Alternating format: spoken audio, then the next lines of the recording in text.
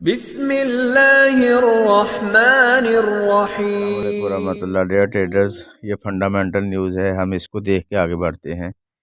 तो आज का अगर देखा जाए तो 6:30 पे मार्केट में मूवमेंट आ सकती है, क्योंकि कनेडियन डॉलर का जीडीपी है। तो ये मूवमेंट आ सकती है 3 से 5 डॉलर तक। तो अगर मज़ीद देखें, 7:45 पे है शिकागो पीएमआई, इसमें मूवमेंट आ सकती है 3-4 डॉलर।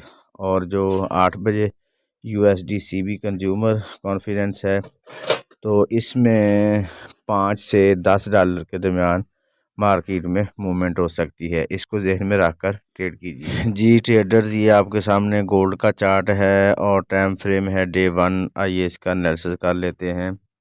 मार्केट अब चल रही है 1925 के अराउंड अबाउट। तो आज की मार्केट की जो सपोर्ट है वो 1917 रहेगी, और इसका पिवट पॉइंट 1926 है, और इसकी रेजिस्टेंस है 1931। 26 जो इसका पिवट पॉइंट है, मार्केट उससे नीचे चल रही है।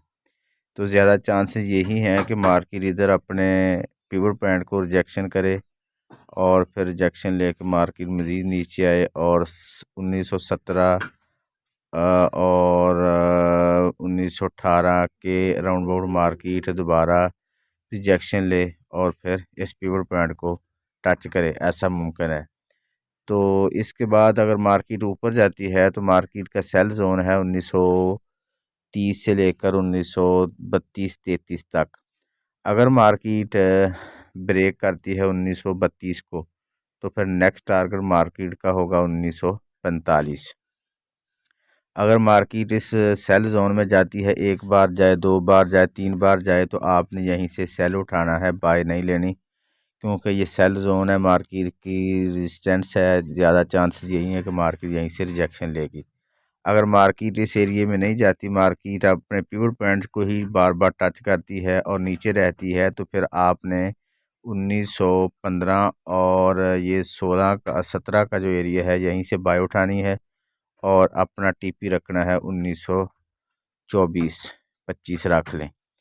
तो अगर मार्केट इस एरिए में आकर 1915 को ब्रेक कर देती है, तो फिर मार्केट का नेक्स्ट टारगेट होगा 1910। अगर 1910 को भी ब्रेक करती है, तो फिर अगला टारगेट होगा 1900। तो इस लिहाज से आप ट्रेड लीजिए, यानी 1900 से आप बाय ले सकते हैं रिजेक्शन पे, 1910 से ले सकते हैं रिजेक्शन पे, 1917 और 16 से हैं रिजेक्शन पे। जी ये ट्रेंड ज़रा नोट कर लें। मार्केट गई 1926 से पिवट पॉइंट से रिजेक्शन ली, और 1915, 16, 17 के एरिए में आई। अगर रिजेक्शन लेती है तो ऊपर जाए इस जगह पे। अगर इसको भी ब्रेक करती है, तो फिर ये एरिया एक। अगर इसके बाद दूसरा ये है कि मार्केट इधर से नीचे आए, इस एरिए को अगर मार्केट रिजेक्शन नहीं लेती, तो फिर मार्केट मज़ीद नीचे आए इस एरिए में, और अगर यहीं से रिजेक्शन ले तो फिर मार्केट दोबारा 1917 की तरफ भी जा सकती है, या 1920 लगा ले दोबारा।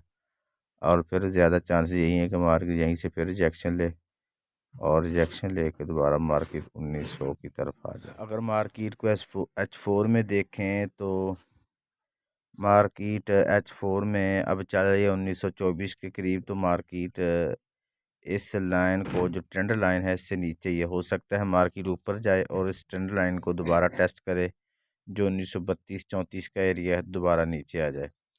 तो नीचे इसका टारगेट मैंने अभी बताया है। एक तो इस लाइन को जहन में रखिए 1920 का, और इसके बाद फिर 1915, 16 का, और 10 को अगर मार्केट करती है ब्रेक 1915 को, फिर ये 1900 की तरफ भी मार्केट के आने के चांसेस हैं। तो इसको जहन में रख कर आप ट्रेड लें।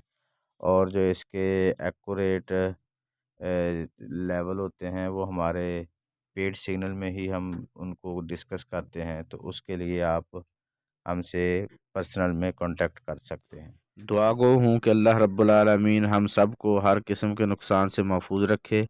अपना और अपने इस चैनल का ख्याल रखिएगा। अल्लाह हाफिज़।